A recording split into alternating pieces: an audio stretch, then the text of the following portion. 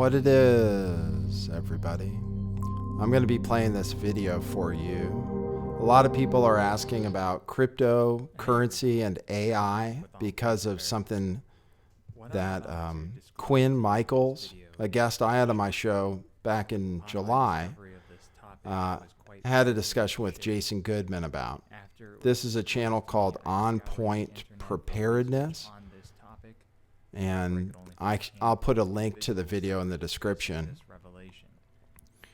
It's going to talk about how AI is taking over the world. So this is like 15 minutes, okay? And then I'll come back with my intro and the show talking about the storm. Event that happened in October, where Saudi Arabia granted citizenship to the AI or artificial intelligence robot Sophia.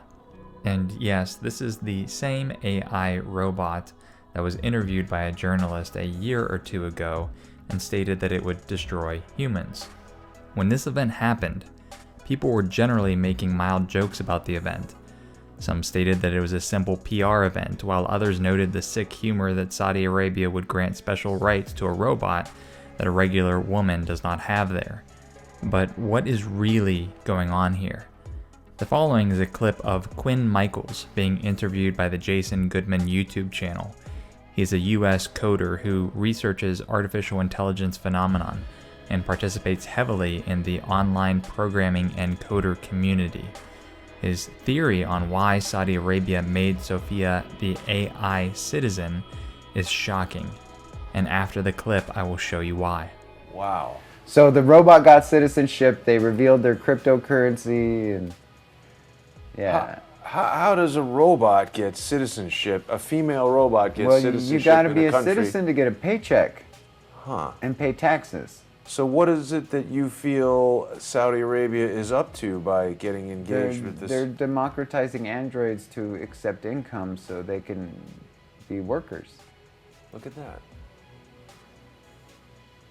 Wow. I just don't think too many people even know about this, Quinn. They don't. It's the most important thing in the world and no one knows about it, and I was the 10th person to click the fork button. So here's the deal. The world is in the middle of trade wars and currency wars, which will yield another world war.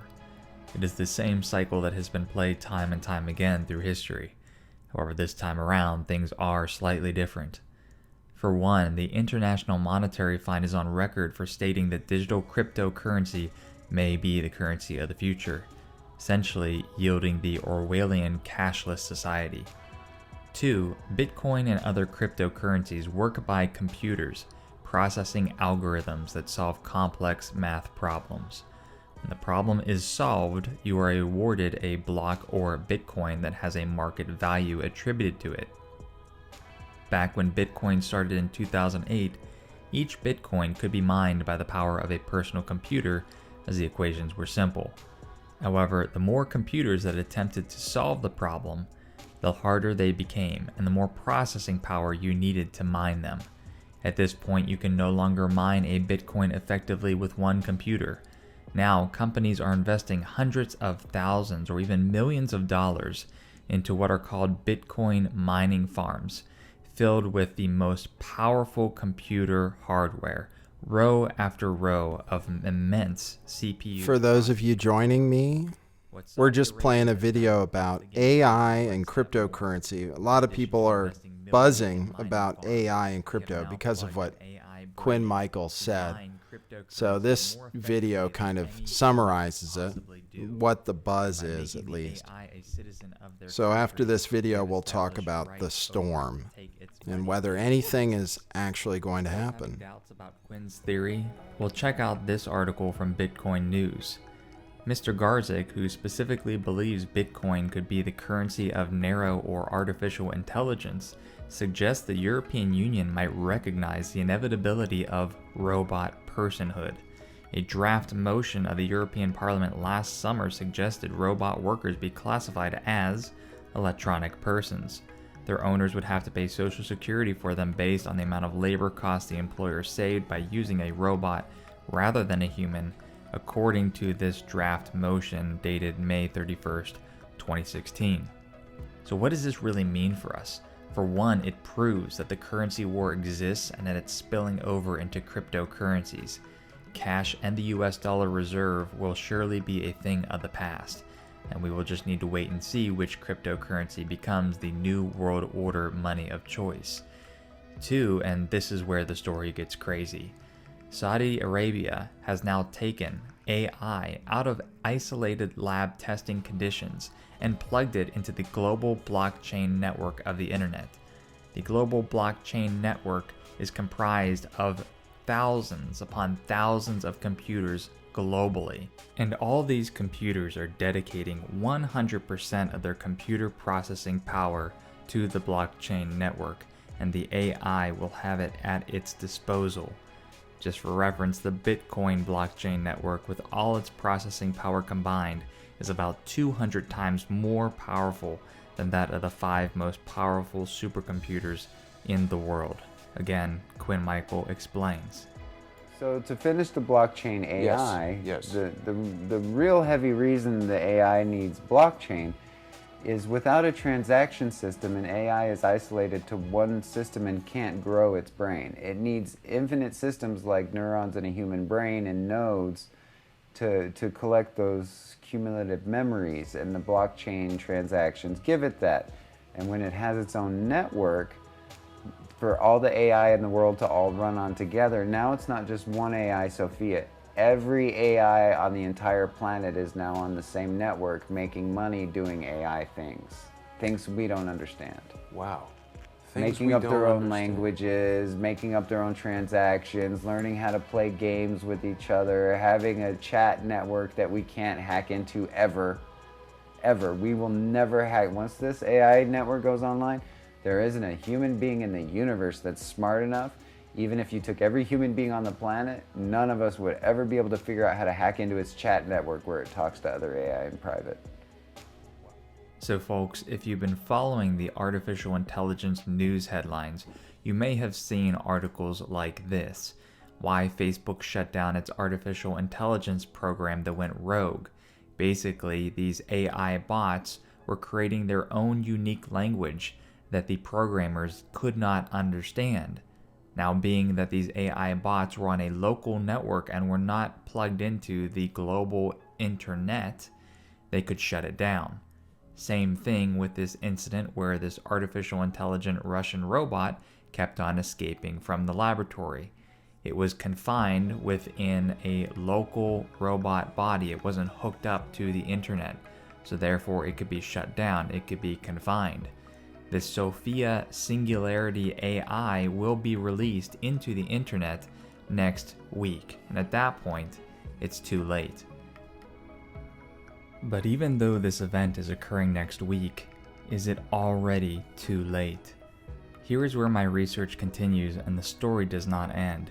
It goes much deeper and, honestly, even much creepier.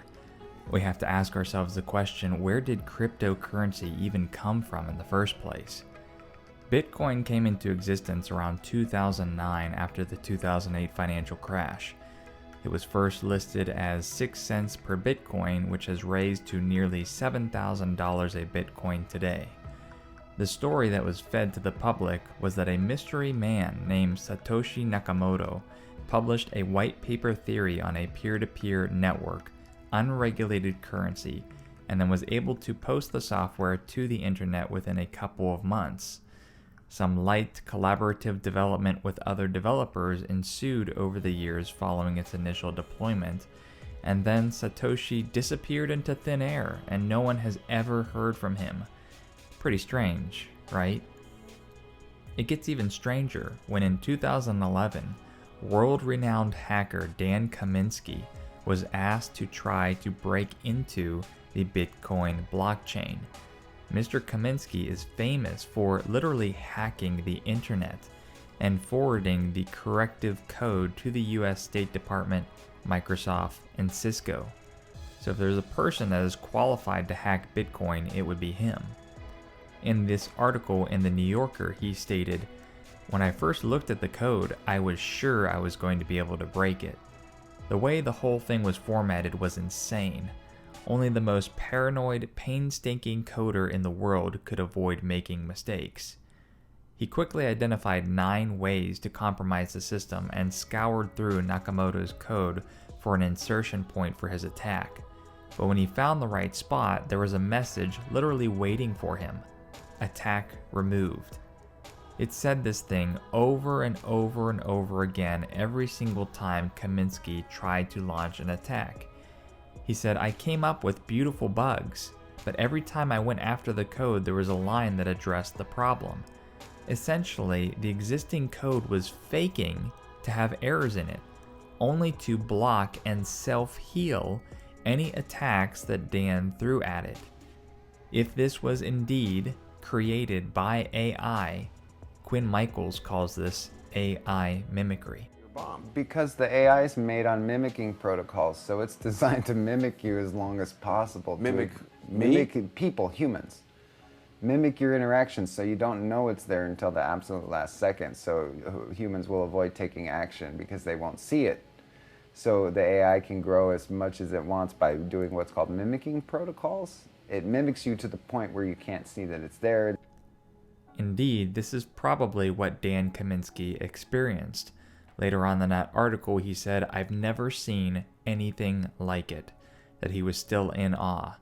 Referring to this unbeknownst programmer of Bitcoin, he said, "He's a world-class programmer with a deep understanding of the C++ programming language. He understands economics, cryptography, and peer-to-peer networking. Either there's a team of people working on this, or this guy is a genius." Say that again, because I stepped on it. You say it was. I believe it was. Bitcoin was created by artificial by artificial intelligence for artificial intelligence, and then was modified by human beings. The technology, I've not been able to find a single person in the public space of computing, whether it be at Hanson Robotics building the Sophia AI, or it be Peter Thiel at Palantir with all of his super nerds, or it be any person who graduated from Stanford in the last 20 years. I've literally only found maybe 2 people in the entire world that have the skill to write Bitcoin. So, could it be possible that the shadow elites created an AI to create Bitcoin, and then promoted it as an unregulated, honest cryptocurrency, just at the right time to entice people into it? That is, following the 2008 financial collapse that was caused by the corruptive activities of the existing stock markets. With this enticement to get involved in a quote-unquote honest cryptocurrency, people literally fed the AI brain with their personal computers and mining farms, giving it all the processing power it ever wanted and turning it into a one-world hive mind. So it's not just the AI Sophia that will be plugged into the Matrix next week. It's quite possible that we've had AI integrated throughout the internet since 2009. From a spiritual perspective, knowing that the Antichrist spirit works through technological advances, I foresee this AI technology as it's interwoven throughout the fabric of the internet to connect all the multitude of tracking systems across the world again into the one collective hive mind, essentially doing what human minds could not do. And that is the lifeblood that allows the mark of the beast to be possible. So AI is following every single person who's Everybody. on the internet. Facebook and Everybody. Twitter. Doesn't matter if you're a baby or the president. You're being stalked by a really, really, really strong, smart AI that just went blockchain. And once it gets blockchain, the reason for that is like an AI that doesn't have blockchain can only communicate across a certain type of open channel. It can't be fully integrated. It's only communicative with other AIs. But on the blockchain, all the AIs can now merge into one cohesive swarm hive-minded AI. I hope that this video was enlightening for you, and that more importantly, you recognize that there are evil forces at work in this world that are much stronger than you and I.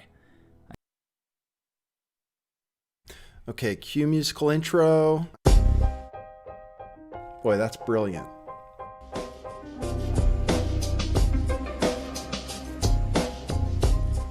I do think some things in the world are real.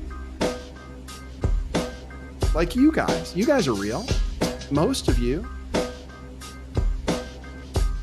most of my listeners, I think, are not just in my head. I think I have the metrics to prove it. You've taken a leap of faith today. What is that sound? And I apologize if you take offense. I'm a little offended myself. Welcome to our show. Welcome to the future. What it is, joining you live from sunny California. It's a beautiful day today. I'm your host, Nathan Stoltman. And I bring you the news, the real news. What it is, everybody. Welcome to my show. Thanks for staying tuned for that intro. It's because of popular demand that I played it. A lot of people are talking about AI, crypto, takeover of the world. My opinion is don't jump on the bandwagon too quickly. I actually interviewed that man, Quinn Michaels, quite a while back compared to his recent fame. So I have an interview that people are looking into. I'm going to tell you guys something that's going on. Very strange. Very strange. Maybe you guys can tell me what it's all about. I interviewed him a while back. I actually went with him to where he was living in the woods in Mount Shasta. I drove up there like 8 hours and stayed overnight and did a series of interviews with him, one in a public library.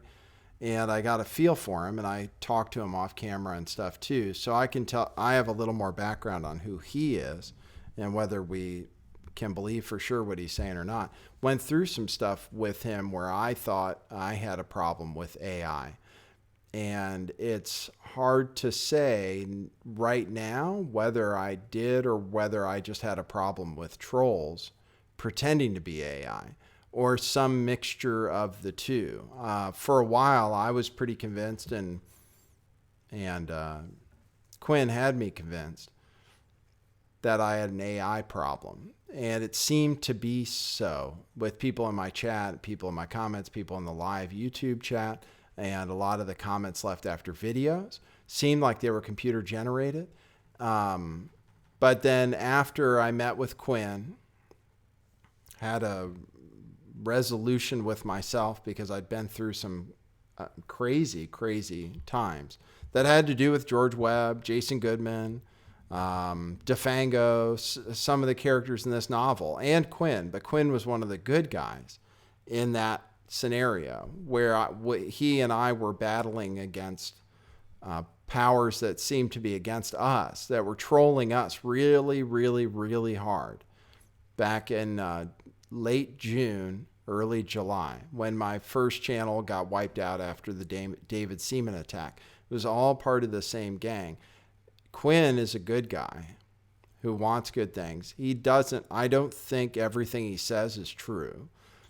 You know, he says he's a Buddhist monk, or he's approved to be a Buddhist monk. I doubt that's the case after meeting with him and stuff. And I just have to say that you have to take what he says about AI perhaps with a grain of salt. Everybody's jumping on this thing. I didn't realize. I started hearing about Quinn Michaels. I was like, why am I hearing about Quinn Michaels all of a sudden? And that, I guess it's because of this. And conspiracy theorists, me among them, are quick to jump on something like that. But I just think, I say be cautious before you assume that evil AI is going to take over the world.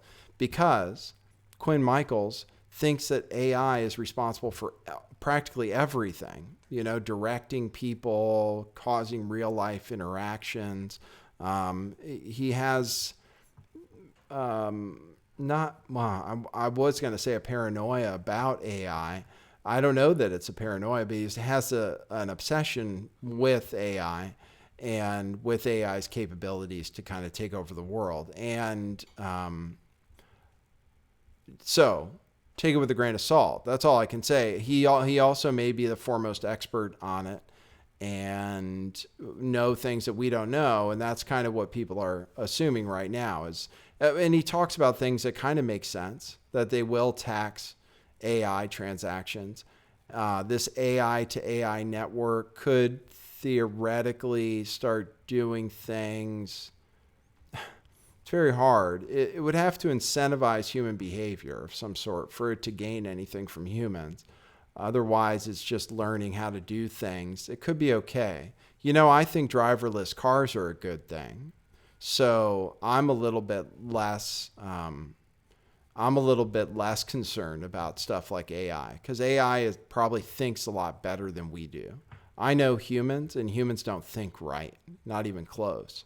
And humans are the problem with this world right now, or at least humans inhabited by entities which they've allowed to possess them through whatever their weaknesses are. So I'm much more concerned about people pressing buttons rather than what's inside of them right now. But I can say, as far as cryptocurrency goes and AI does probably right now learn things about you right now, no matter who you are and everybody on earth. They're tracking all your social media posts and just cataloging it and seeing what you're about and maybe finding your hot buttons and stuff. They may be doing that, and then intelligence agencies may be able to ask the AI, hey, tell me about Nathan Stoltman. What's his psychological profile? What are the things that are going to make him crazy? And then use that information to do so, which may have been done in my case and maybe Quinn Michaels' case. He has he believes he's a targeted individual, and I believe in some senses, and sometimes he certainly is, and maybe has been for a very serious reason, has a very interesting upbringing, story, and otherwise about a satanic cult. And like I said, when I met him, he was living out in the forest in Mount Shasta. I'm not sure what he's doing right now. It looks like they flew him to Vegas. So that's my personal experience that relates to what is a hot topic right now, AI taking over the world with cryptocurrency, with this thing called Singularity Net, which goes live, real soon. Like the guy said in the video, I think next week. And people are saying, it's going to be the end of the world. Well, it's possible. Google has created technology now, and I read a thing about this when it happened. Google has created technology now that writes or learning, they just call them learning, I forget what they use, machine learning. So they've created machine learning algorithms or whatever, things that will do stuff like look at a picture of me and say, oh, that's Doshi in the background. That's how far away the couch is. That's a couch. That yellow thing is a sun pillow that lets people know I'm a gatekeeper, stuff like that. That's what the AI is made to do in the practical world. And then, but these machine learning algorithms are now able to program other AI, and they can do it better than people can. So that is like a singularity of sorts, because then the thing that happens that people are scared about is that AI begins to program itself, self-replicate, and then learn and grow itself.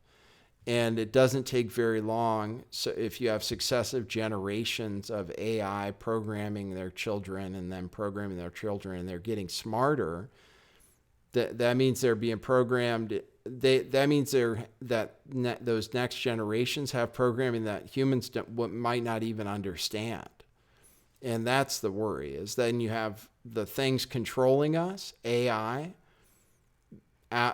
beyond our understanding of how to fix, like if something goes wrong, or even to understand what their motives are, what their end game is, what their goals are and everything. So that's a real thing, and that really happened already. And with cryptocurrency, what AI could do, I don't think AI programmed Bitcoin. I don't think they had it back then. But Quinn says there are only like 2 people on Earth who could have programmed it, and it sounds like there were some interesting features to it that made it seem kind of like it's alive. So it could be. I kind of would need to see more evidence to see that, but I'm not a computer programmer. I haven't looked at the Bitcoin code. I believe all the people, I have up until this point believed all the people who said they looked at it, it's good, you know, and it's good for what crypto is good for, which is breaking away from central banks, dependence on central banks. So instead of a centralized place that prints money, you have this decentralized network where the transaction, every transaction is logged in this distributed ledger technology. And that allows for this new money system, which I think is great. I think it's really good based on what I've heard about the Bitcoin code and based on what it does. Now it can't be hacked, and how there can't be more than a certain amount of coins in circulation, and it takes work to make more coins, and it takes work to get gold or silver. People don't realize there is a value built into cryptocurrency, and the reason Bitcoin is the most valuable is it has the longest memory. It has the most information on the chain. So, and that information is built up through cryptographic, problem solving, which takes work, which takes electricity. That's an example of it. It takes electricity to mine this stuff, and that costs money, and you have to buy the hardware, and that costs money, and that's all built in. That knowledge or information is built into the value of the coin. So for people who say there is no inherent value, there is. I believe it's just you have to think of value in a different way. Money is a representation of work. And that's how gold and silver are, is you have to dig them up. You have to find them. It costs almost as much or some reasonable fraction of what the thing sells for. And then if the price goes up, you can afford to mine more. And that's kind of how it works with Bitcoin too. But there's information backing these tokens or coins or whatever you want to call them. And so they have real value, I believe. There are crazy things going on in cryptocurrency. It could have to do with the storm. There is kind of a storm in cryptocurrency, and now we're going to get to that. I'm your host, Nathan Stoltman. That's my, I wouldn't say co-host, director, producer, Doshi. He gives me my instructions through my brain. Now I'm going to get into what's going on with the storm. Okay, that's what you tuned in for. First of all, we have a suspicious earthquake on the Iran-Iraq border, deadliest of 2017. They do have a lot of earthquakes there, but this one killed more than 400 people right on the Iran-Iraq border. There's some suggestion of, geoengineering to create that thing. I tweeted out something that said, could be a warning of some sort to Iran of what we can do. Could have been a bomb strike, some people say. This is a video of the damage, just so you guys can see it.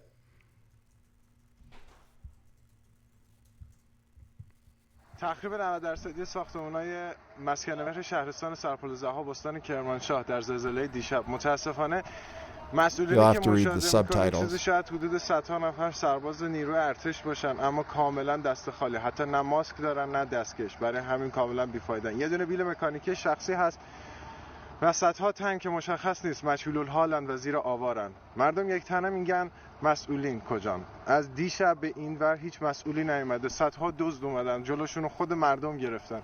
حالا همینطوری که می‌بینی مردم دنبال وسایلشونن، دنبال عزیزاشونن زیر آوار. I maybe should have read that for you, huh? Basically said nobody showed up. None of the authorities showed up. That they had one little digger shovel that showed up. The damage looks pretty bad. I don't think you can cause an earthquake necessarily with a bomb, but there is somebody who suggests it could have been an Israeli attack of some sort, some kind of a warning. It is interesting. It's in Iran. That doesn't look tasty. Okay. So I wanted to give you guys that news just in case you theorize that those kind of things are possible. And it does seem interesting. It was right on the Iran-Iraq border, and Iran has gained a lot more influence in Iraq of late. And I'm sure we're looking to push that out since we align with the Zionist Saudi side, the Sunni side, against the Shia. Okay, so as for the storm reaching one of the main pedophile / perpetrators, the head of the Bush crime family, Maine women. So this is from a Portland newspaper, Portland, Maine. Maine women among 5 to say former President George H.W. Bush groped them in photo shoots. The allegations threaten to tarnish the legacy of the 41st president, a summer resident of Kennebunkport, Maine. That's why they mention it here in the Portland paper.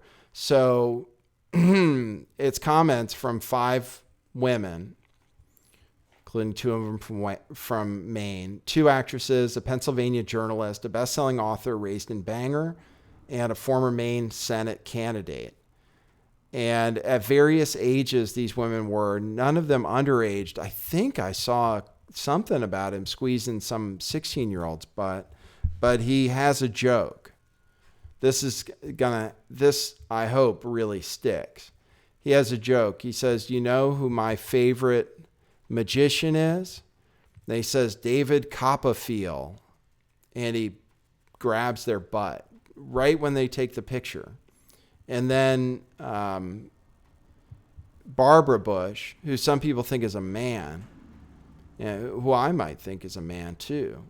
I think it could be true that a lot of people we think are one sex are actually the other. Lindsey Graham, for example. You have to look. He has very, very small hands. Anyway, Barbara Bush just says things like, "Oh, you're going to get yourself arrested." He's going to get himself arrested. And then the backstage people say, "Be careful of George H.W. Bush. He's kind of a creep." He made the same joke every time. That's kind of embarrassing. That's kind of embarrassing that he's getting called out, and that he didn't apologize. Okay, this is what This is what his propaganda arm put out. Who is it? His spokesman, propagandist. Quote, "To try to put people at ease, the president routinely tells the same joke, and on occasion, he has patted women's rears in what he intended to be a good-natured manner. Some have seen it as innocent. Others clearly view it as inappropriate. To anyone who he has offended, President Bush apologizes most sincerely." Well, that's actually kind of sexual assault, I think. I mean, I don't know. I mean, it definitely crosses the line. He's an ex-president and stuff. There's nothing they could do about it. It really is inappropriate behavior. Is it sexual assault? I don't know for sure. I don't know what defines sexual assault. David Copperfield every time. So now he's Copperfield Bush Senior. I think I read something about him squeezing a 16-year-old's butt. Let me see. I'm going to look that up. George Bush. What should I say? Butt squeezing? That's what I literally just put in. Here, I was a child. Here. Great. Got it. Time.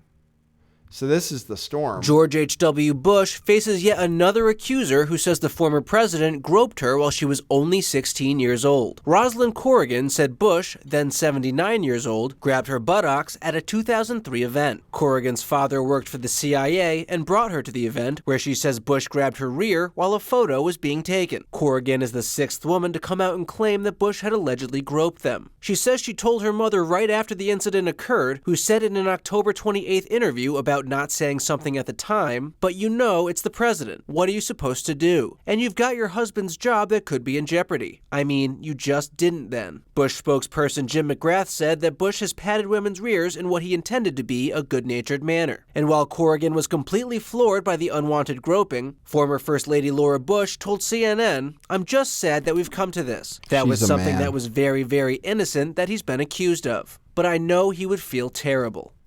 She's a man too. I think they're freaks. I'm telling you. The more you learn, the more you learn. Okay, I was talking about the storm. That could very well be part of it, because taking down the Bush crime family is Bush, Clinton, Obama crime syndicate is what's promised by Trump. So the story that somebody forwarded me today, or that I woke up and saw, is that, so what's been happening, that's what I'm trying to update people on who haven't been following this thing, this Q clearance patriot phenomenon. This guy posting a bunch of what seems like inside information, which talks about, I'll show you a collection. Now, these have all apparently been deleted now from 4chan. Sorry, that's the news. That they're all disappearing. They're getting 404s for them. Says it was for everybody. Says they would be in the middle of a post and it would clear out. So people are having to take pictures of it. This is a collection that somebody posted, a giant collection, collage of a number of his posts from the beginning through, and I've read a lot of this stuff. It's just so many questions. You'd have to spend months going over everything, but people are trying to go over it. It's this guy. Okay, this goes through November 6th, by the way. And I can kind of talk about what he mentions in there. And then I have some perhaps corroborating information from other sources who have other sources, apparently. This guy is named, he goes by Q Clearance Patriot. Apparently having a Q clearance means it's like a very high level clearance. He calls it breadcrumbs because he's always asking questions. He puts weird things in brackets. The post he made last night, and I don't know if that's anywhere. It probably is. Somebody could probably point me to it. But the post he made last night said in it, in these brackets. So I don't know if there's another one where he does the bracket trick. He put certain letters and at the end a phrase in brackets, and it spelled out U.S. risk this week, God and country. That's what it said. U.S. risk this week, God and country. And what he's been promising. Okay, so, and what have I been saying? I've been saying I had sources saying something would happen last week. Alex Jones had a source, seemed like this caller, Zach, who apparently got picked up by the FBI, calling him with the same kind of information that something was about to happen last week. This guy, Q, also keeps saying that the Podestas are arrested, basically, or that Tony Podesta is arrested, and that John Podesta was turned around. I think Q says that too. And then I have another post with supposedly other sources who says that John Podesta was trying to flee the country and his plane was turned around by a couple Air Force jets or something, and that he's being kept here in this country. And I'll give you more of the conspiracy theories. Some of the other things he talks about are asking about not Feinstein, the other chick, acting senile, and John McCain supposedly having brain cancer. And I had the same question when John McCain supposedly had brain cancer, went in for a surgery where there was a hole somewhere here when he came back, was totally fine otherwise. John McCain, what was I saying? Oh, that he's faking brain cancer because he's going to be asked questions, because all these criminals are going to be rounded up, and that Trump is like 6 steps ahead of everybody. And then the end of the story is we get to have martial law. Actually, that's kind of in the middle.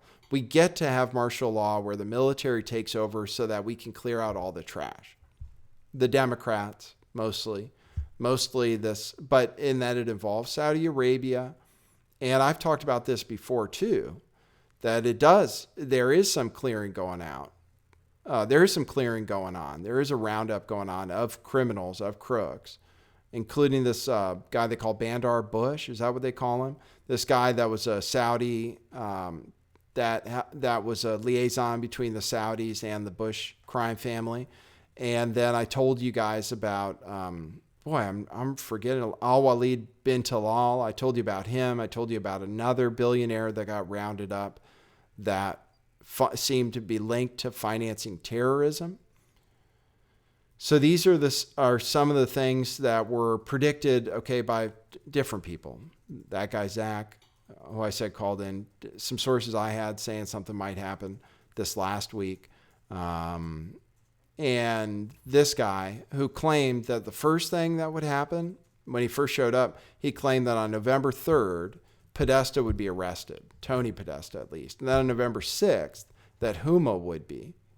And so far as we know, none of that has happened. People are wondering whether this is an elaborate LARP, which is what people on 4chan and on the internet call live action role play, where people pretend to be one thing in real life and get real life reactions to it. And that's what someone is proposing might be happening. LARP, or sometimes it's combined with ARG, an alternate reality game, to see if you can change reality with something like this. Now, the questions there are a lot of insightful questions, and there's a lot of insightful information. So it seems to be, maybe to me, that there is some truth to it. Whatever it is, it seems like there is some truth to it. The concerning thing about it is that it basically says that Donald Trump is going to declare martial law, and that's going to be great. And just trust us, Trump is in charge. That's kind of the thing. One of the things that make people believe that Q might be a real guy is he posted something. I'll show you that. That was apparently from the window of, he posted something out the side of a plane, and you can see that image on the left here, and you can see these dark spots here that look like islands, and the researchers matched them up with these islands here, and those islands, and it's a pretty good match, I think. It looks like they actually got it right. And those islands were near the flight path, and it could have been right in the possible flight path of Air Force One. And the different researchers were able to figure that all out, and they said that it's only 9 minutes off of, the picture was posted only 9 minutes from when Trump's plane would have been going over there from Air Force One. So there's a lot of mystery around this guy Q. And he also posted something else that was the same as what Trump tweeted. This is this +++. And from what I can tell on 4chan, Trump tweeted it first. Trump tweeted it first. People were thinking that the Q guy posted it first, and that Trump posting it right afterwards was basically proof that this Q guy is legit. But apparently it happened after, when they look at the timestamps for it. So this one shows timestamps. It shows it does. Anyway, you guys decide. There's some disagreement, but in the, I think, Reddit or 4chan post about it, it seemed like the comments agreed that it was all done after Trump did. Okay, tied along with that, with what QAnon is saying and what others are saying, which is basically that Donald Trump is cleaning house, is cleaning up the globalists. He's playing 4D, 5D chess to do it. The coup or counter coup in Saudi Arabia has to do with that. And I've said also that it's tied to Las Vegas because the Saudis were involved in the Las Vegas operation. And this has a theory about that too. The theory going around was that recently was that Mohammed bin Salman, MBS, was at the Mandalay Bay or in Las Vegas, and there was an attempt to assassinate him, which then turned into this attack also on these Trump supporters, which is important. Apparently, it's some kind of message to Donald Trump from these Saudis. There's a lot of evidence now that the Saudis were involved. This, I believe, so they've been locking a lot of people up, okay? So that is happening, and that is directed by Trump, and Trump agrees with them. The ultimate goal might be to go to war with Iran, and that might be what's coming still.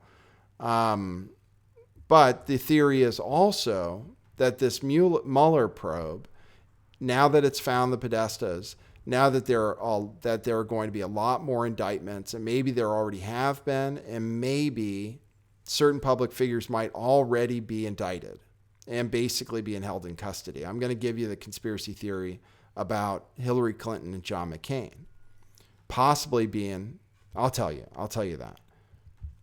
Now, what this guy says, this is Benjamin Fulford. I don't know if you guys know his history. I don't either. All I can do is read his stuff and see what truth comes out of it.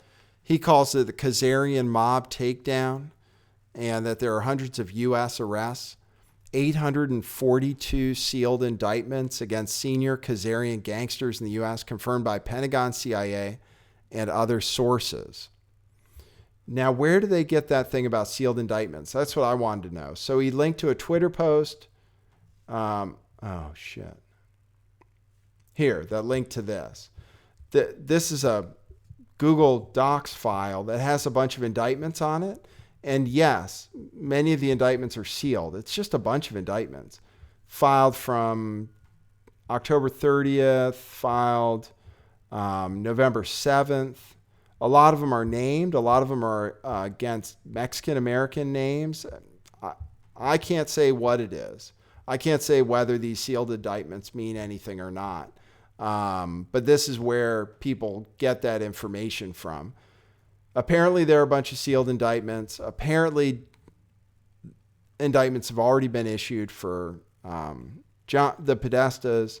The Podesta Group is closing its doors like this week. They're going out of business entirely. Some people look at that as proof of it. This gentleman says Pentagon sources sent these photos showing Clinton and John McCain wearing these orthopedic boots. And the claim is that they have ankle bracelets on and that the boots are to hide the fact that they are in custody effectively and that they're being tracked by GPS tracking devices. I can't say. All I can tell you about is what's reported on that, which is that Hillary Clinton broke her toe. And this is an article from The Guardian saying she got excellent care from their National Health Service. She said here, quote, I was running down the stairs in heels with a cup of coffee in hand. I was talking over my shoulder and my heel caught and I fell backwards. I tried to get up and it really hurt. I've broken my toe. I've received excellent care from your excellent health service. And then the weird thing is her communications director posted a picture of Clinton on set wearing her boot where she said she had twisted her ankle, right? Weird when the stories changed, sort of like with her fainting, how the story changed to her having pneumonia. Anyway, I don't believe for a second that she would run downstairs. I think she goes downstairs with somebody holding on to her pretty much, but that's the story for her. The story for and that would have happened in October 16th. The story from McCain is that he was treated for a torn Achilles related for somehow to his brain cancer. I don't know how it's related. Oh, well, I think, well, maybe they didn't say that. But somehow he had an injury to his Achilles tendon. Apparently, this was later, though. This was on November 6th. So whether you want to believe that conspiracy theory or not, it's interesting that they're both wearing boots on their right leg. Identical boots, for that matter. It's the same style exactly. This same document says that NSA sources are now saying the mass shooting that took place in Las Vegas was an attempt by mercenaries working for the G4S security company hired by George Bush Sr. to create a distraction in order to kill U.S. President Donald Trump and Saudi Crown Prince Mohammed bin Sultan.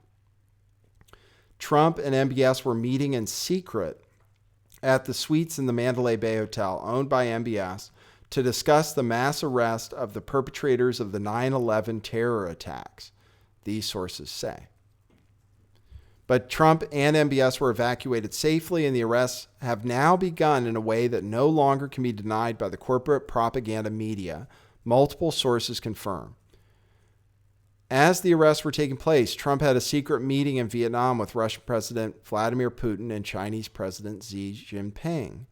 And here's what a CIA source said who had eyes on the meeting. He said that Trump was informed that next month, Putin and or the Russian central bank will officially announce the new gold-backed currency. It is backed by Russia, China, and India, along with their gold holdings. Indonesia will use the collateral accounts gold to back the new currency. This move will put a lot of pressure on the U.S. dollar and the global Rothschild banking system. It was also agreed between the attendees that it was time to de-escalate the North Korean situation. They've been talking about a gold-backed world currency possibly launching. I've been talking about that since July. It has to do with crypto a little bit too. It has to do with the fact that fiat currencies are doomed and that everybody knows that, and a financial reset is needed, and that everybody knows that, even the powers that be that have instituted this current system, which has enslaved us for so long. They know that the whole thing needs to be reset. So the theory has been that unilaterally or multilaterally, China, Russia, maybe joined by the United States, maybe not, could announce a new gold-backed cryptocurrency. Would be an interesting way to do it, or a gold-backed currency of any form in order to trade things like oil, which right now is traded mostly is denominated in U.S. dollars. So it's a shot across the bow of the dominance of the U.S. dollar. I don't know where this information comes from that this guy gets, Benjamin Fulford, but it is interesting.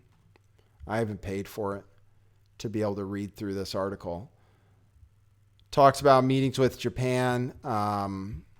What else? One of the other theories from this guy. Oh, here's the theory about the Iran-Iraq border quake. Appears to show Iran may already have nukes, the source says, or it may have been a secret Israeli attack on Iran. Egyptian sources speculate. That's what I said. It could be something. Could be something. This article goes into a lot more detail. Let me see what else is interesting from here. Okay. And regarding the sex abuse allegations, this is what's supposedly happened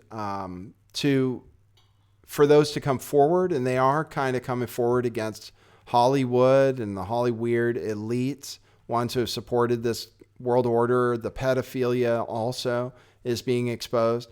And now with a 16-year-old going after George W. Bush. That's great. George H.W. Bush, I should say.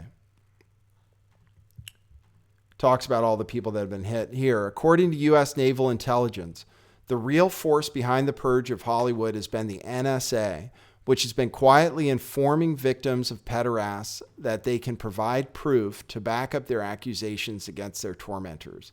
I heard this somewhere before. I can't remember if I can't remember if Q was talking about it in his thing, but that the NSA was revealing things to victims of this sex abuse that they had proof and that they would come after them. And then that gave courage to the women to go ahead and make those accusations because they were backed up by the NSA. That's the theory. That's what this theory is here from Benjamin Fulford. And I believe I've seen that theory elsewhere as well. So regarding the brain surgery, regarding senators appearing to be going senile, this is a story from October 11th, where a pharmacy that delivers drugs to the senators, medication that is, pharmacy is said to have delivered Alzheimer's drugs to members of Congress. So it's either a story about how people really have Alzheimer's or how we're made to think they have Alzheimer's. But the idea is that when these people go and answer questions, Nancy Pelosi is the one they've been saying has been acting senile. So that when they go to testify on these issues that Trump's people are putting him under fire for, this corruption that's being cleaned up, the storm, that they won't legally be responsible for perjury or for not remembering. Some of you might be old enough to remember the Iran-Contra hearings, but the big deal was eventually when President Reagan was questioned, he just said he didn't remember anything. He said, I don't recall. And that was good enough. That was trading arms to Iran, of course, in order to get money to fund rebels in another country where it was like a narco war. You guys probably remember.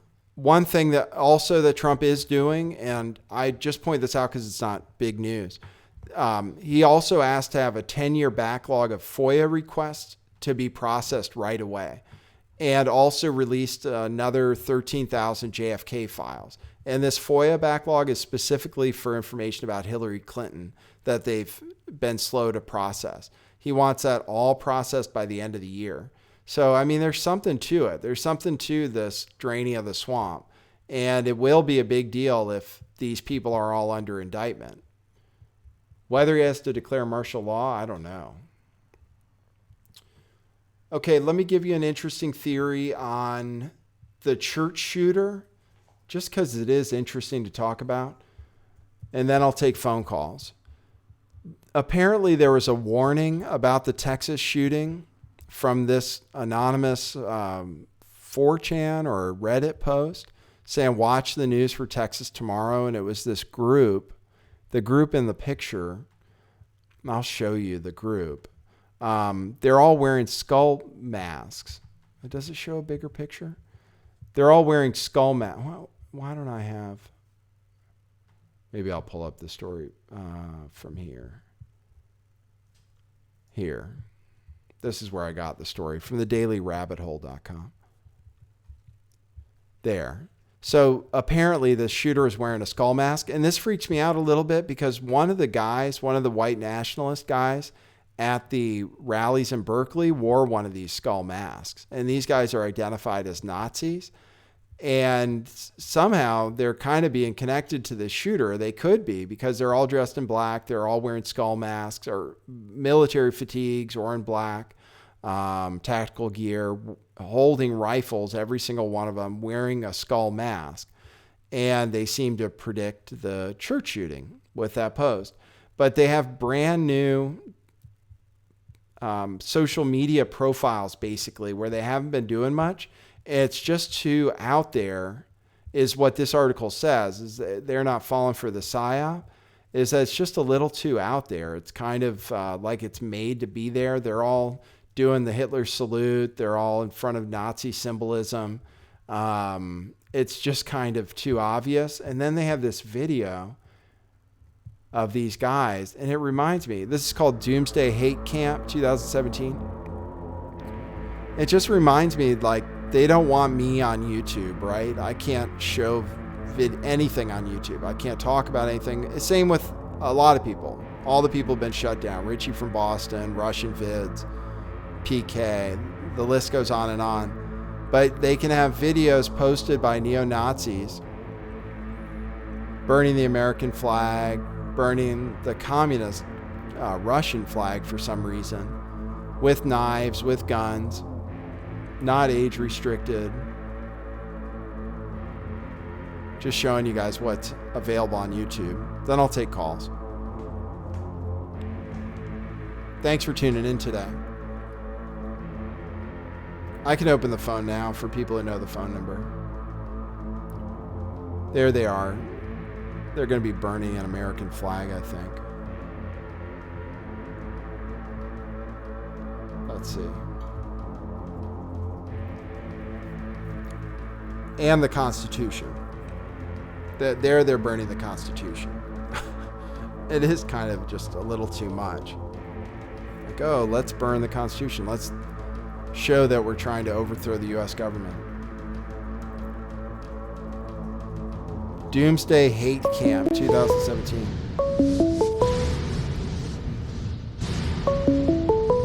Hold on. I gotta answer that. Oh, here. This is Nathan. You're on the air. Hey, Nate, Ryan. How's it going, Ryan. buddy? Going great. How are you doing? Oh, man. I feel exhausted today. Like something's about to break. You think so? I don't know, man. I mean, this has been building and building. I mean, you showed today, I mean, if we're getting into currency and the Federal Reserve and the players behind that, if it's going to go that deep, then we're getting to the real issue. Mm-hmm. Right. So, you know, I mean, to have the Saudi guy get taken out, I mean, he's going right to the top. So I don't know. It's just exhausting, man. It just wears me out because I just want to solve, you know. I mean, yeah. These poor college kids, they got sucked in, man. They get these debts, outrageous debts with these degrees that are useless, and then they go home and they're stuck in, you know, at home, and they become angry, and then they're a perfect ground to create this radical anarchy. And I just see it all. It was just a big setup, you know. You mean, when you say the radical anarchy, you mean like what we see with Antifa and stuff? Is that what you mean? Yeah, just like that video you were playing, it's just these kids that their world's turned upside down. They're stuck, right? They're a slave to the debt. Mm-hmm. Debt is slavery 2.0, where you no longer have to house the people that work for you. You don't have to pay for them anymore. They actually pay you, and then you charge them interest. I mean, it's a great, system for oppression. And so with your show talking about some of these themes today, I'm seeing it around, and, you know, that Q guy or lady, I think it's a lady, actually. Really? Is my gut. But, talking about these families, these four powerful families, I don't know, man. I think it's got to be on the verge. That's what my gut says. So you linked some issues to this, like debt slavery and to this information coming out that Q is talking about. And are you just kind of tying it all together? And you said we're just waiting for the next shoe to drop. And you think that once things start coming out, that's going to spread and start solving this messed up system we live in? Yeah, I mean, have you read the book Creature of Jekyll Island? Oh, that's about the Fed, right? No, I don't think I've read that one. I don't think I read it. I probably should. I will. That guy is, that was probably one of my first red pills. You know, I read that a long time ago. And so when you understand what they needed to do and who owns the Fed, and that everything that comes out of the Fed is generated from debt, to the taxpayer, and then the Fed gets to charge interest on something that it never owned or had to begin with, Right. Then you kind of know that's a game of fuckery, you know. Right. And so I saw the whole bailout, you know, with the mortgage. Like, we still have yet to deal with that issue of how they just transferred trillions of dollars over and gave the taxpayer the debt off of these fraud securities. And so the other day I saw Zach Haller, I think that's his name. He wrote an article about how the Saudi guy was, he owned Citigroup, and right. He talked about this private stock offering right before the shoe dropped, and they killed the stock.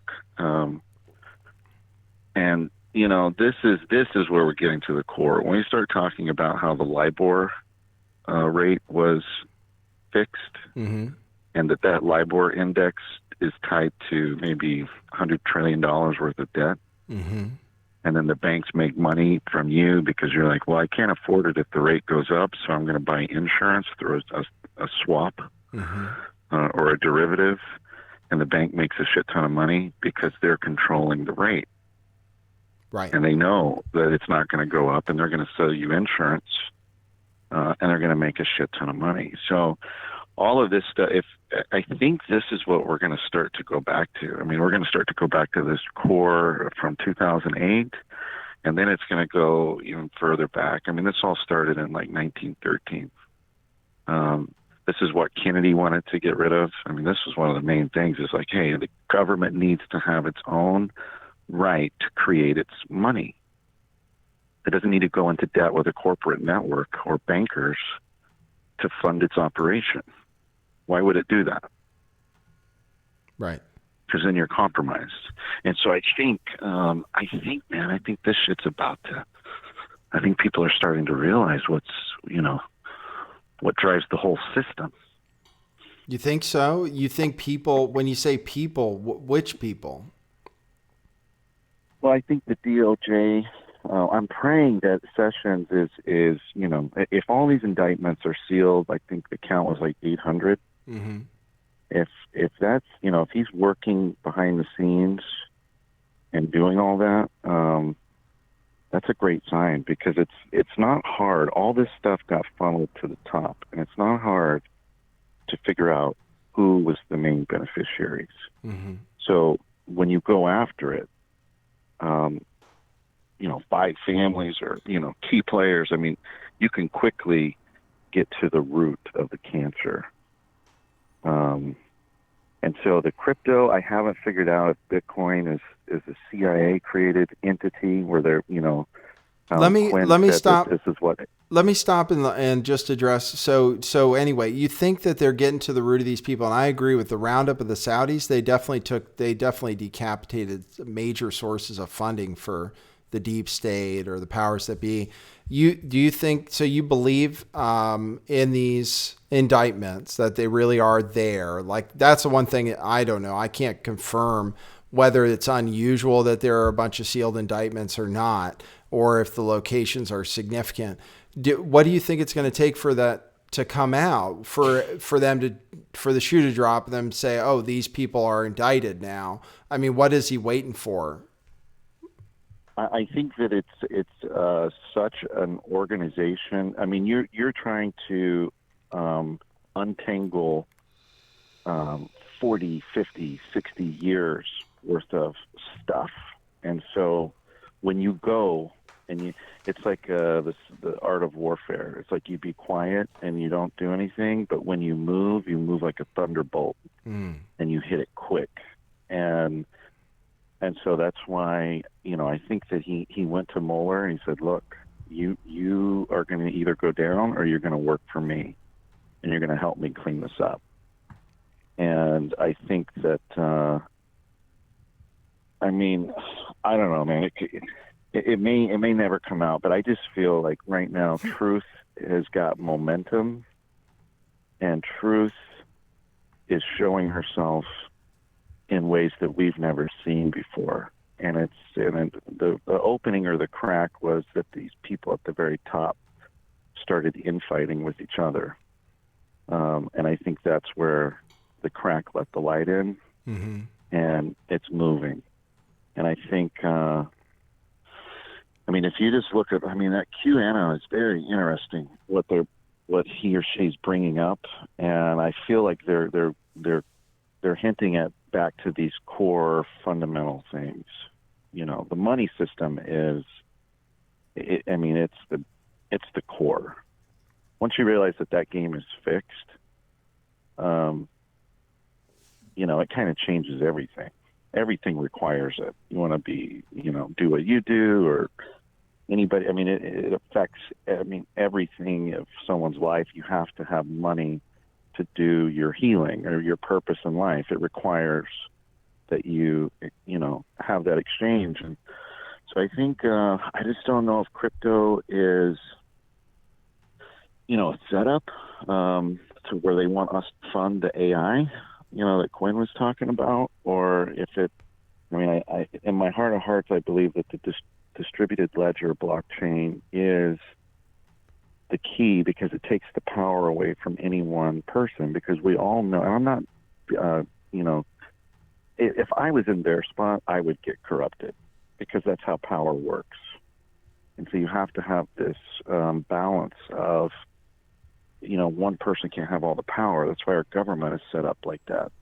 And they worried and they were cautious about, you know, too much power. And I think once we start seeing judges in the judicial system, you know, come out, and I think that Moore guy, I think he's got issues, man. You know, I mean, I think there's a problem there, you know, and I see some of these people on the right, and they're just like defending, oh, you know, I don't like the Washington Post and I've got a beef with them, but I think that's a legitimate story. And I think it's on both sides. And there's just this weird, nefarious sexual power, you know, that you want to like put over somebody. And it's just embedded itself into our government at the highest levels. And it's just this dark energy. But it requires darkness to exist. The moment the light comes in, it just gets all fucked up, and it's gotta, you know, it just dissolves. Yeah. Well, you think we're going to see more? Because we haven't seen that much from politics yet. But now we're seeing George H.W. Bush. I can't believe those stories keep coming out. But do you think after the Roy Moore thing, you think we're going to see more figures from politics who are wrapped up in this whole, what has mostly been a Hollywood scandal so far? Yeah, I do. I mean, I think it'll go to, you know, I think it's close, man. I can't tell you if it's 24 hours or a month, but I do think we're inside of the 30-day window. In my gut, it's coming, and I just kudos to you, man, because, you know, I know a lot of, when you first started, probably a lot of people like, you're crazy, or you know, they kind of throw this around here. But you just keep asking questions, and you never shoot callers like me or whoever down for asking or theorizing our thoughts. And to me, I think that's really key, is that we always have a free marketplace of ideas, you know, and nobody should be shamed from their idea if they're arguing in good faith, you know. If you're just trying to fuck people over and confuse things, and you know what you're saying is inaccurate, yeah, you can be shamed. Yeah, but we want to have that's why I like this show, is when people are tuned in and can call in, I can hear what other people are thinking too, because, you know, in the end, we're all doing research. We're all coming up with our own perception of what the world is. And it's a very complicated place right now. You know, there are a lot of different things going on and a lot of things to follow. So it's useful to get different perspectives on stuff. So I appreciate that. Hey, read that book, Creature. Okay, I will. Island. I will. I've heard that's about an it a interesting bunch. guy. Okay, cool. I will do that. Okay, I'll let your Thanks, next man. caller go. All right, see ya. Sweet. That was a good call. It is a good show. It is a good show, and you could support the show. You might have been asking yourself, where can I get one of those t-shirts? See, it says LTV. You might have been asking yourself. You might be too late, but you can go to lifttheveil411.com. You can go to lifttheveil411.com, and you can find gear. And I should have these white t-shirts tomorrow. Coffee mugs should be soon too, but you can order them now and they get shipped out as soon as they get shipped out. Stickers ship right away. And those are cheap to send around the world, those stickers. So, oh, I missed a call. Oh, yeah, that's because I wasn't taking calls for a second. I wanted to just say that. That's a great way to support the show and get something. But I've been talking about cryptocurrency. You can also donate with cryptocurrency. And I'll take Bitcoin, even if I think it might be doomed. Well, because I think something else might take its place. Maybe. It's really, really mixed up in crypto right now. I could probably do a whole show on it if I knew what I was talking about. But I need to get somebody on the show to talk about crypto because it is crazy. Okay, a bunch of people are calling.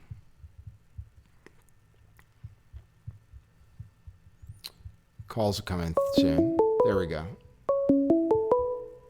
There. This is Nathan. You're on the air. Hey, Nathan. This is Duster. Hey, Duster. What's up? From Oregon again. Yeah. I wanted to call in yesterday, but I saw that you're winding down about that earthquake in Iran-Iraq border. Mm-hmm. And I was wondering if you recalled the Rods from God article that I sent you. Yes. Yeah. Interesting. Yeah. So I did find a couple Twitter videos that are in Farsi that I would probably want to send to you of light coming down from the sky during the time period of that earthquake. Oh, really? Wow, that's interesting. Yeah, and it's not like, aliens or anything like that. It's definitely seems like it's a rods from God type of system.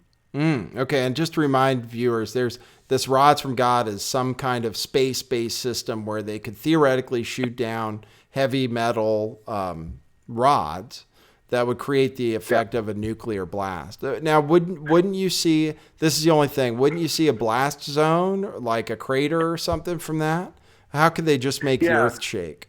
So there's different types of rods that are that they use. So okay. There's two that are like we've seen, like which is one. It's just like a normal like telephone. They're both telephone. I can't say it. Telephone size rods, 20 feet. One is just like a chunk of metal, right? 20 feet long by like 1 foot wide, and then the other one is more of like a teardrop shape. So the tungsten straight rod is used mainly for like doing the nuclear explosion type things. The teardrop shape is for ground penetration. Interesting. You can penetrate a mile underneath the ground first before basically exploding. Right. Interesting. So if that was used, it would create the same effect as an earthquake.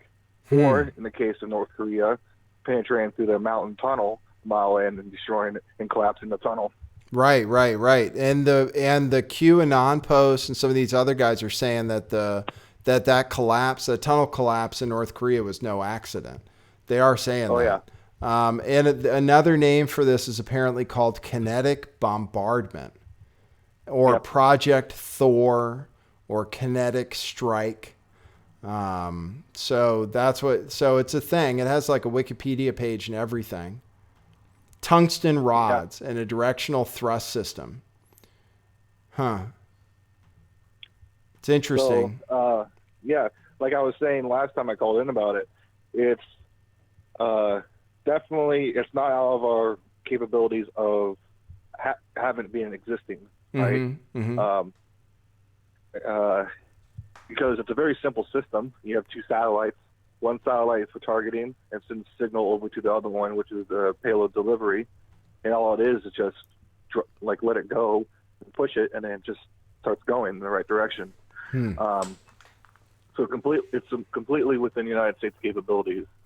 And the other factor is if we have it and it's being put up there, and more of these satellites are being placed with the rods themselves, which are massive, so it's going to take a lot of force to get off the ground. Nothing's better than using Boeing's two Challenger-like space aircraft that they've been using since 2015. Interesting. So is that what you think happened, or? I think it's definitely being tested. Absolutely. Do you think videos are interesting? Yeah, send them to me. yeah. So it's definitely, I think it's interesting. It's totally a game changer for conventional warfare, even nuclear warfare, because 15 minutes, you have a nuclear bomb that you can't stop. Right. If you use the straight metal, and then no one's safe if you use the teardrop for like bunkers, so bunker busting. Mm-hmm. But yeah, so it's interesting, and also I think it's kind of if QAnon is correct, and the timeline of Trump issuing martial law in the United States to round up corrupt officials, it's if all that comes out, and we do go to war with Iran, announce that we have these weapon systems, I think it's completely like a new world order type of situation. Maybe not the one that these corrupt officials, globalists are wanting, but it's like an instant coup, just right when they were about to get what they wanted to have accomplished, in my opinion. Right. Wow. So do you think we are on the cusp of kind of changing the world order right now? Well, what I find interesting is it seems like there's this organic nationalism that's occurring across the world. Philippines, they elected a very strong man into their country who's, it's like he brags about killing drug dealers and like pedophiles and stuff, like people like that. Mm-hmm. You have Poland, which the media is quick to paint as white supremacists or not neo-Nazis or Nazis. Mm-hmm. It's interesting when it's just straight up them singing the Polish national anthem on their day of independence. Right. Nationalism rising in America from not just white people, but just like everybody who's like taking pride in being American. Europe has nationalism going crazy. So I think it's not what the corrupt elite envisioned the future to be, with no countries and no borders with them at the top. I think it's more of what the idea of what the UN was supposed to be at the beginning, which is a bunch of nations working together, is my hope. So I hope Trump reestablishes, American values and the Constitution and, everything that Americans believe in. But he could go the other way. And if he has this system and other ones that people have been theorizing, like with the plague in Africa being a bioweapon, Mm-hmm. He could just announce that, America is the world leader and everyone else submit. Right. I mean, if the levity of having kinetic weapons in space is crazy, because that means like in decade 2, that we're just straight up in Warhammer 40K with Space Marines being dropped down. Mm. Yeah, well, if we're using those kind of things, and if we can threaten people with them, I mean, the only thing with the rise of nationalism is haven't the leaders been a little questionable? Maybe you said you hope Trump cleans things up and makes more of a multipolar world order, I suppose, or where countries speak for themselves. The nationalism thing may have been engineered a little bit too, though, huh? Like Brexit and stuff, and Trump winning. Do you think all of that was a totally natural occurrence? I think people, I mean, the thing that elites have always feared since, going back thousands of years with Western civilization is the masses, right? The few try to control them and sedate them, and we have a great system now with the NFL, mass media, Hulu, Netflix, keeping everyone happy, right? But the power has always lied with the masses and the people, and so if you try to separate people with cultural Marxism, because regular Marxism doesn't work, because class structure doesn't really matter too much in a somewhat noble society like that Western civilization has been pushing for since the Enlightenment. Yeah, I think that Trump is actually true to what he says. is that he seems very American to me. I mean, he eats fast food. He's not going to like McDonald's and Burger King to take photo ops like Obama did and Bush and Clinton. They would just go there and get something, and it would be a big to-do. Like Trump literally loves shoveling American fast food into his belly. And I think he really loves America, at least the idea of it. And so he's definitely ran in those circles with those corrupt people like the Clintons. So I don't think he made any friends when he called them out during that second speech or third speech when he said lock her up, and he brought Bill Clinton's supposed rape victims to the presidential debates. So I think he actually is trying to do what he said he would do. Okay. And, well, that's good. What about restore America to people? What about all the Goldman Sachs in his White House, though? Yeah. I'm just reminded of Teddy Roosevelt, right? Teddy Roosevelt was an antitrust guy when he became president, but before that, he was considered a figure of big businesses, those robber barons during his time.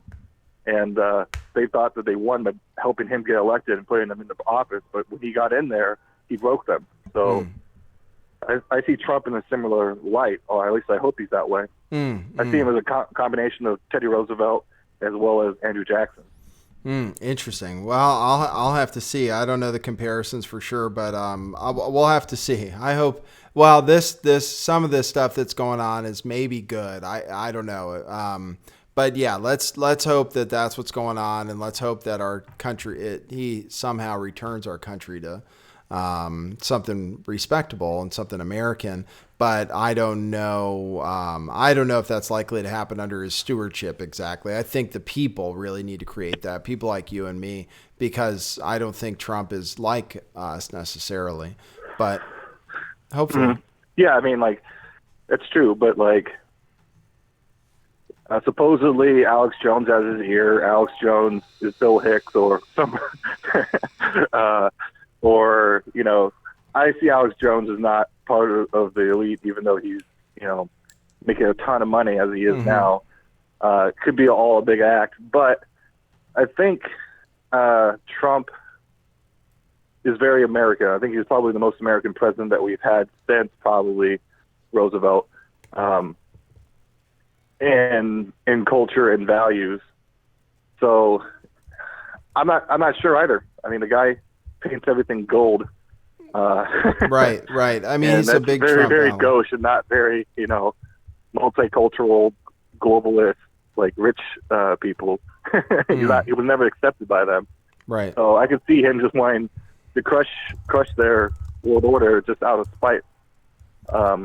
So who knows? Well, I hope so. I hope that he doesn't go full fascist or succumb to the globalist agenda or Zionism, because I mean, his daughter is married to a Zionist. Right.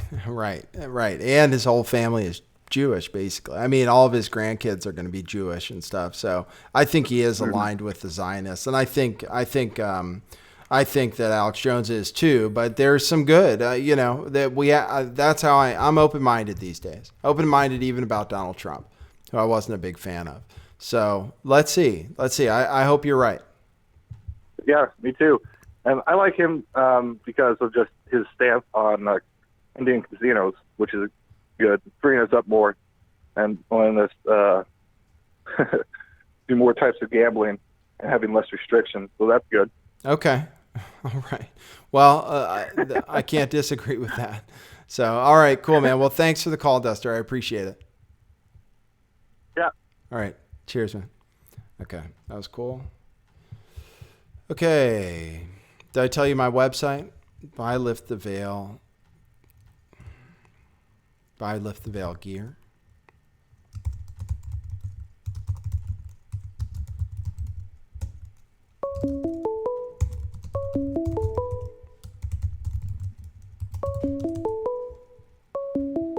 People are cool. People are cool that listen to this show, I have to say. This is Nathan. You're on the air.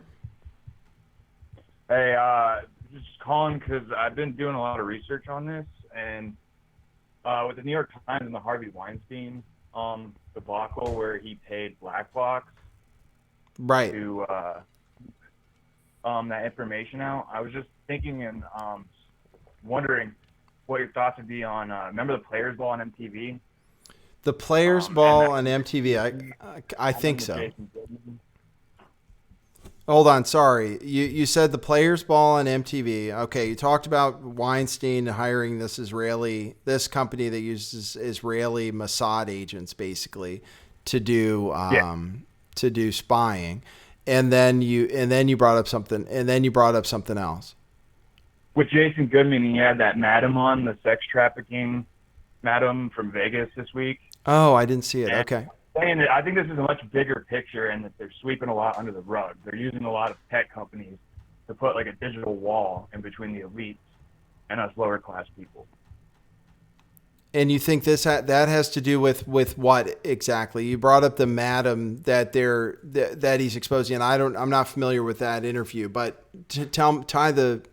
connect the dots for me for what you're saying. So where I connect the dots is that there is a giant group called the Gambino family, which is a mob crime family that works out of mostly Hollywood and New York.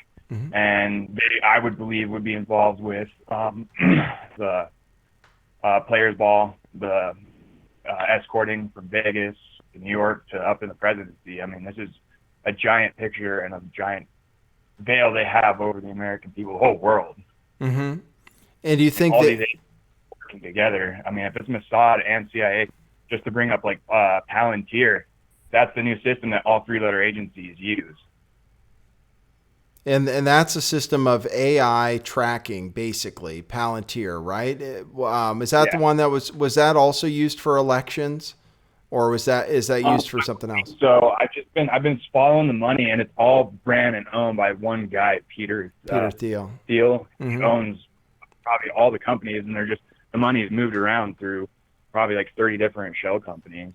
And basically, he rents out his AI, right? He sells his AI to different companies, and they can use it for various purposes. And that's a little bit like what Quinn talks about, and I believe it.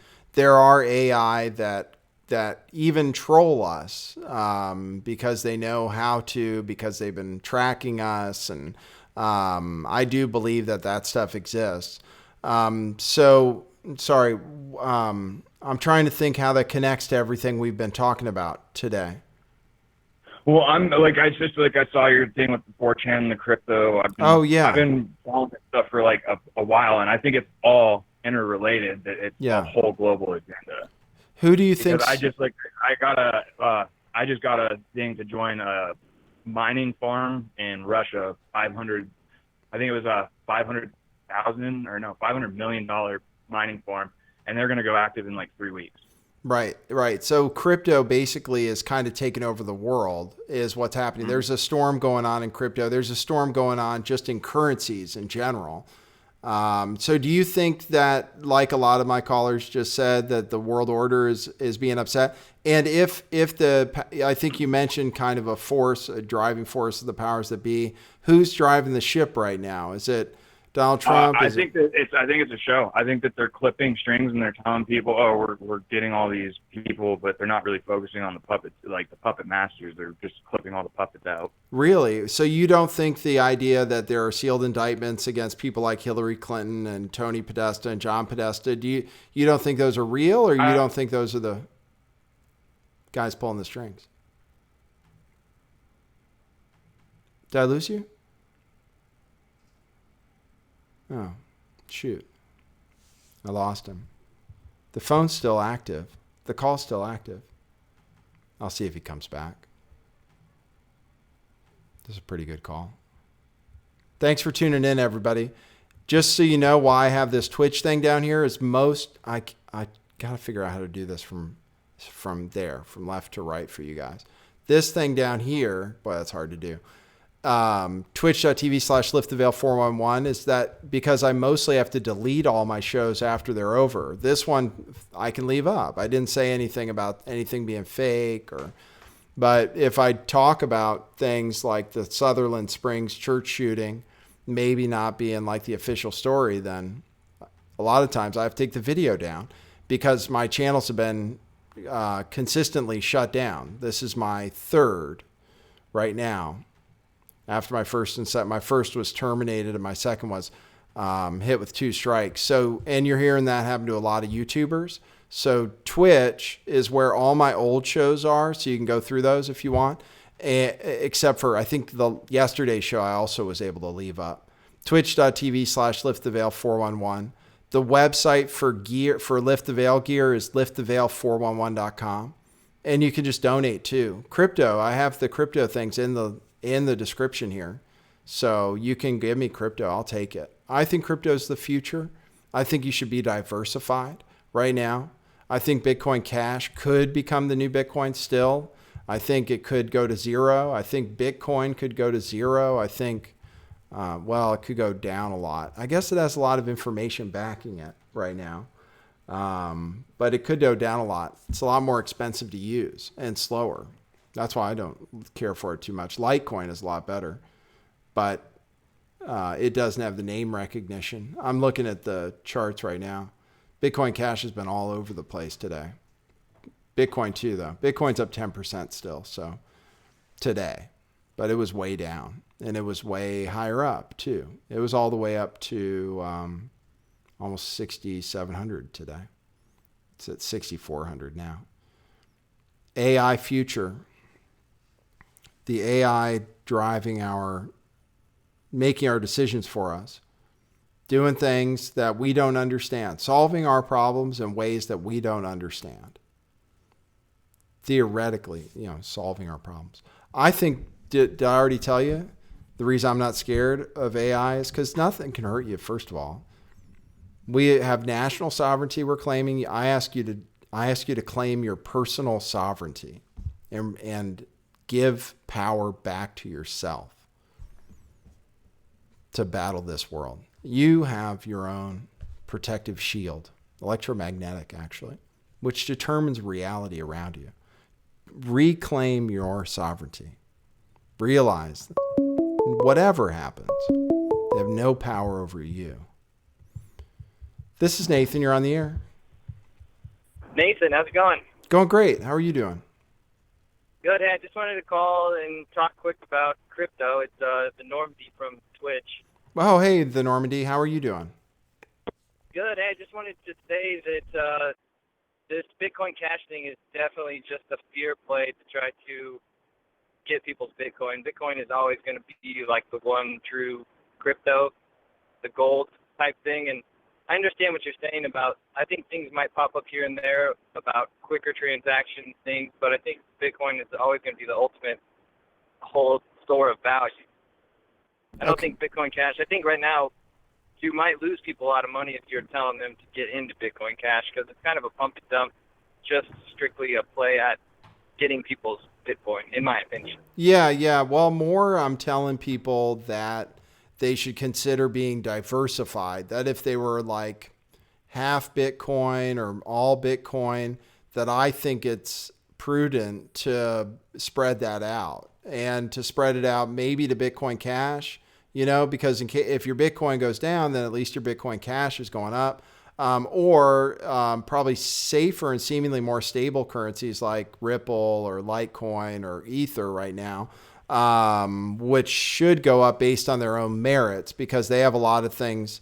They were already better than Bitcoin in a lot of different ways, individual ways, where they may maintain more value. But I was really just saying people should consider being maybe more diversified than they were, because I see absolutely be diversified in any investment. You want to be diversified, especially with some of the other coins you mentioned. But I think with Bitcoin Cash, unless people are going to be actively trading and sitting and monitoring an exchange and watching the swings in between cash and Bitcoin, you're going to eventually lose a lot of money. You have the opportunity to make money short term if you're going to play the upswings and downswings and trade in and out. But overall, I think if you tell people to just park some money in Bitcoin Cash, it's going to go down before they have a chance to move it. But that's just my opinion. Yeah. I don't know. Maybe they'll both have some value over the long term.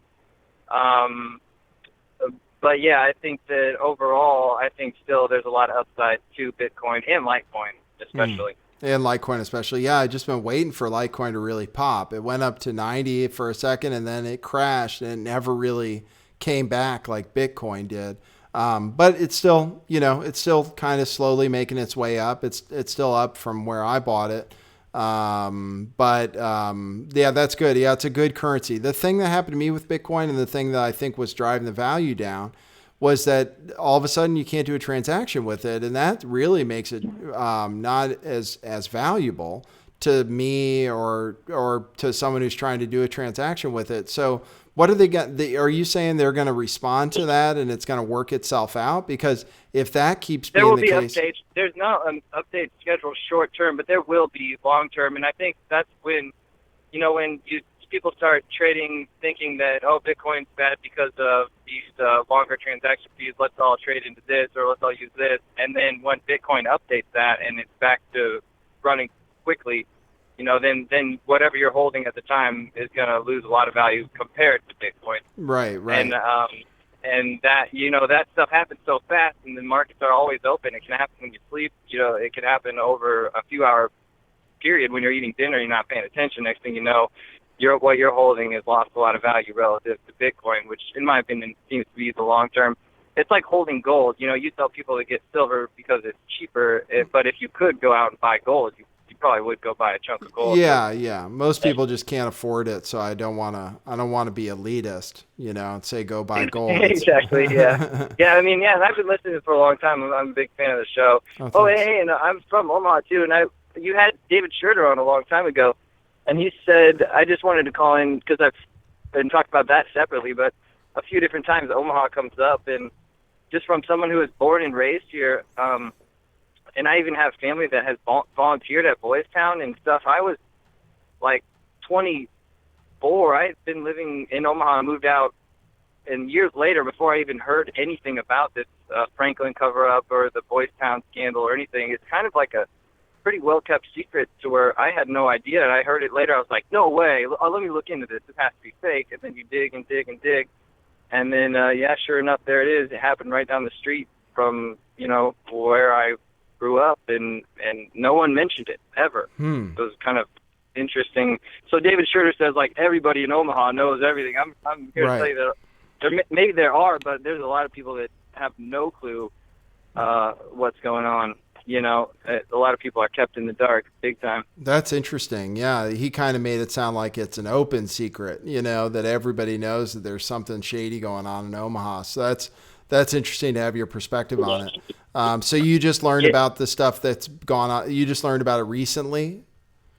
Well, it's kind of like you. I was, I had an awakening moment. It was later in life. I guess now I'm 31. I think I was like 22 or something when that happened. And you just start digging into stuff. Stuff comes up. You look into that. And then one of the things that came up was, in an unauthorized biography of all people, he came up on your show today, H.W. Bush.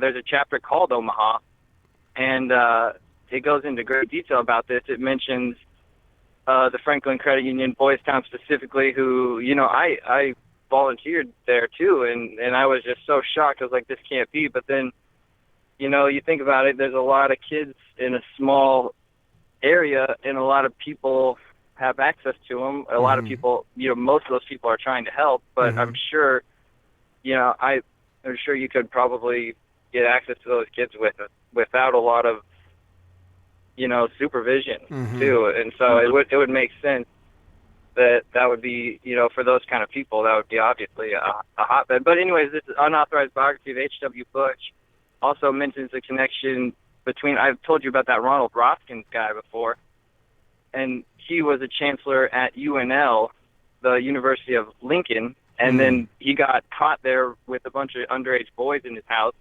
They kick him out and moved him back to Omaha. He's in UNO, University of Nebraska at Omaha. He's got a giant building named after him that's on the main drag there in Omaha on Dodge Street, Ronald Roskins, and he's been outed as a pedophile many times. Wow. And so there are people like that who are like kind of just, living scot-free, because after he was outed as a pedophile, he then got another job in University, and then he went on. George H.W. Bush named him like the head of USAID for a while, and he oversaw all sorts of giant overseas programs. Wow. You know, and there he is, a pedophile. So wow, that's crazy. Yeah, it's crazy how that. So maybe he'll be one of the ones to fall. I'm hoping he's one of the ones, the next names to be named, because it's kind of sickening to drive by that guy's building all the time. Right, right. You know, I was in the UK, and there are sculptures on the front of the BBC by a where the sculptor is known as a pedophile. It's kind of the same thing. It's kind of in your face when you see these people, these people's works and their history around us. Like we're supposed to think that they're some sort of model to follow. So that's interesting. Good having your perspective from Omaha. Yeah, and the last thing is that, and then like H.W. Bush's his official statement about that is so laughable. Like he still has people that will support him like that, and how does the guy who has to give that statement not say, okay, this is bullshit? You know, right. I don't know. It's like something has changed in the ether, and people, you know, a 16-year-old girl or however old that actress was with the Twitter following can take down someone who was once the most powerful man in the world.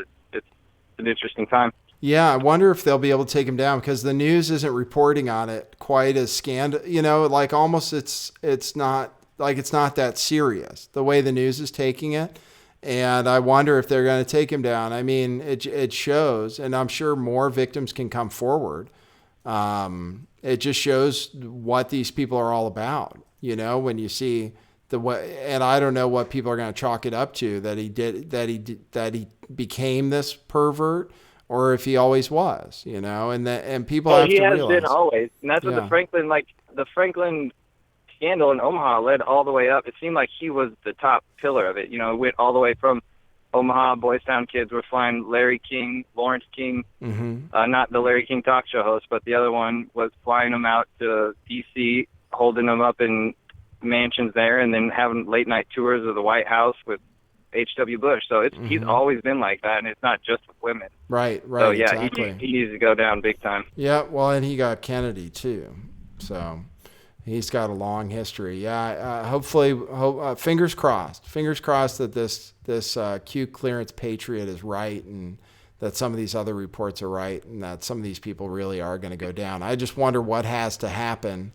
for that to happen. You know, I wonder if they can just announce, oh, we just rounded up all the pedophiles and the people that have been ruining your lives for the last, 5 decades. And whether people will just say, I feel like Donald Trump would be one of those people, though. That's what worries me, is that I'm noticing all these people who are getting burned are opposed to Trump. You know, Louis C.K. was on the couch late night telling people to vote for Hillary right up into the election. Harvey Weinstein was holding fundraisers for Hillary, living next door to her. A lot of these people are. It's like he's burning the opposition. You know, like that. It tends to be done. Yeah, it seems. But to I feel be. like his hands aren't clean in the situation by any means. Yeah, right. They're talking about how Kevin Spacey flew on the Lolita, but Trump also did, and Clinton, and so yeah, nobody's hands are clean. I don't think. It's definitely a big fight at the top. It's interesting to watch. You think something's big is coming around the corner? As far as a false flag or something like that? I don't know, anything. It's something big, some news. It seems like, I don't know. Usually we were just talking about this last night with my girlfriend who also listened to your show. We were saying, like, it seems like the name of the game might be scare everybody in October, then get you ready for the holidays so you buy a bunch of crap into the holidays. So it's like, trigger your fear and then get you to buy a bunch of stuff, and then over the holidays, and then sometimes later towards Christmas, like there was the Christmas underwear bomber or something like that, Christmas Day. But I don't know. I don't feel like anything's coming now, because then you're not going to buy all your crap for Christmas. Who knows? Who knows how people would respond? But something's going to happen to upset the financials. The financial system's going to come down too, and something's going to precipitate that. We'll see. Could be that this stuff with Saudi is crazy, though. I think that's kind of could unravel the whole ball of yarn. Yeah, it is a big deal. I mean, especially since those guys are probably tied up in terrorist financing and maybe a 9/11. and in financing illegal activities and maybe human trafficking. You know, they could be involved. The Saudis are supposedly involved in pedophilia too. So they might have whole, you know, with everybody being rounded up, they might have records of that stuff. Yeah, I mean, they have billions and billions of dollars, and they write the laws over there, basically, so who knows what they're up to. But, yeah, hey, I'll let you go. Someone else can call now. It's always good listening. Everybody, have a good one. Great. Thanks for the call. Cheers. Okay. Thank you, everybody. Thanks for tuning in. Should be able to keep this one up, which is a blessing, perhaps. 650-429-8294. 650-GAY-TAXI. Just so you guys know, I have 56 people watching on Twitch. I'm an affiliate there. You can even subscribe. It's neat. So, and you can do some things with that on that platform. I'm just telling you about it because I don't know how long this exists on YouTube. I really don't. I posted other places too. I also posted to BitChute, the show, after it's over. Sun's coming through brighter right now. It's getting to be the afternoon. Thanks for tuning in, everybody. I appreciate having you. I'll take another call, then maybe I'll sign out, depending on how things are going. Some people, something might happen Thanksgiving. I had some, it's possible.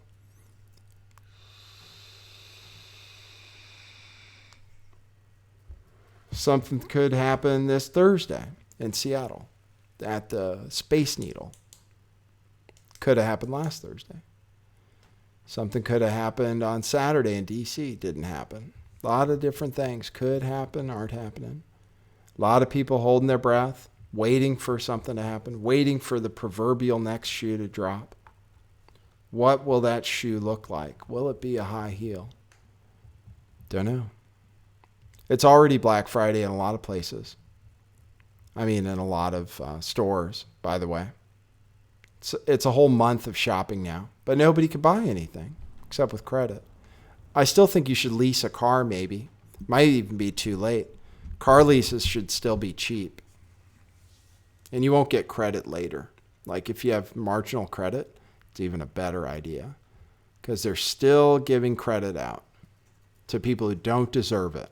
If that's you, and you need a car, I think leasing it's not a bad idea. Save money. I used to sell cars. Maseratis, Bentleys, Porsches, nice cars. But I drive a Volkswagen now. And it has a what it is sticker on it too. Looks like this. Well, I'll take it out of its thing. I'm waiting for a call. 650-429-8294. Might be my last. I have that on my car. And then see, it has the Twitch address for people who look close. I sell these on my website. You can buy them by themselves and get them shipped out. Even if you don't have a whole Bitcoin to your name. If you had a whole Bitcoin to your name, man, you'd be rich compared to me. I do my show out of my dad's garage. That's how it happens. I keep getting shut down off different platforms. Different platforms? No, mostly just YouTube. YouTube is not safe for the truth. Not at all. I might have to wrap up. I might wrap up in under 2 hours today. Go get my nails did. My toenails. So I look good in flip-flops. It's nice here where I live, near the beach. So it's not such a bad existence. It's just that it'd be nice to be able to one day move out of my dad's house. I do sometimes. I've done one special $5 post on Patreon. If you haven't raised your contribution to that level yet, sometimes you get special information that way. I also have a $1 level where you get videos cataloged. It's not as important anymore because people have found Twitch. That's where my videos are. I'll show you Twitch, and then I guess I'll let you go if nobody else calls in. I once again thank everybody for tuning in. I'll show you what Twitch looks like, just so you know. You can go straight to my link, twitch.tv/lifttheveil411. And it just goes like, it's like this. See, there's me right now. And you can also, there's me showing my screen too. And there's people talking. And you can, like with your Android phone, you can listen at the same time as you look at other apps. It's the one thing, look.